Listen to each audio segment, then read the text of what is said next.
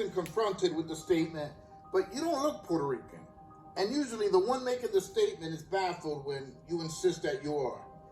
Puerto Ricans in general vary in how they look. They can be anywhere from pale white to blackened skin color to all variations in between. This includes hair textures and facial features. So what are Puerto Ricans? Are they a race or just another ethnic group? Well, it's a bit more complicated, and like everything else, you must go to the historical roots in order to make sense of it. When the Spaniards, who were white Europeans, conquered Puerto Rico in 1493, there were an indigenous people now known as Taíno who inhabited the island, which they called Borinquen. While many died as a result of disease, fighting the Spanish, etc., the Spanish conquerors managed to take some of the women and create offspring. The result would be half Spanish, half Taíno. Fast forward to 1513, during the Atlantic slave trade. African slaves were brought to the island by the Spanish, and like they did with the Taíno women, some of the Spanish would also procreate offspring with African women, and again, you would have half European, half African offspring. For the next couple of hundred years, these different racial groups would intermarry with each other, that by 1765, according to Spanish records, the population in Puerto Rico was 39.2% white European, mainly Spanish, 11.2% black African, and 49.6% of mixed race. The mixed race category kept growing.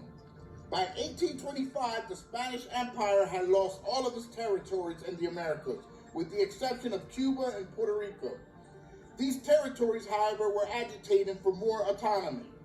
Faced with the danger of losing their remaining territories, the Spanish crown revived the Royal Decree of Graces of 1815, which encouraged more white Spaniards to settle and populate Puerto Rico and Cuba. This updated decree was also for other Europeans, and over time led to Corsican, French, German, and Irish settlers immigrating to Puerto Rico. The intention of this decree was to whiten the population more in order to lessen the chance of insurrection. In 1897, the last Spanish census of the island recorded the population as 64.3% white, 8.6% black African, and 27.1% mixed. And even in the 2010 U.S. Census of the island, recorded 75% of the population as white. However, in the most recent census of 2020, 49% identified with two or more races, 17.1% as white alone, 7% as black alone, and 25.5% as some other race alone.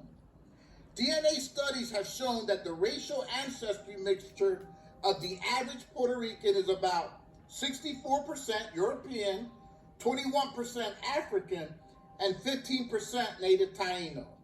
And even a small sample study of self-identified white Puerto Ricans and self-identified black Puerto Ricans showed that they all carried a contribution from all three ancestral populations: European, African, and indigenous Amerindian.